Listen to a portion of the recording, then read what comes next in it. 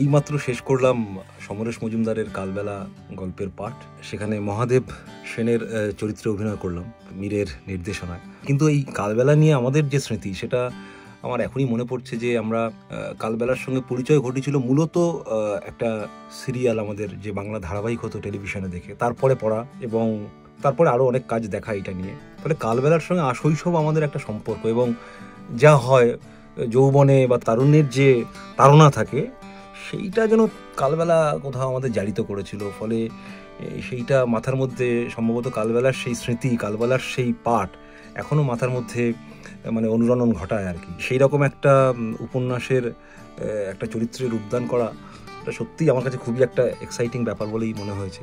আপনারা অবশ্যই শুনবেন কালবেলা।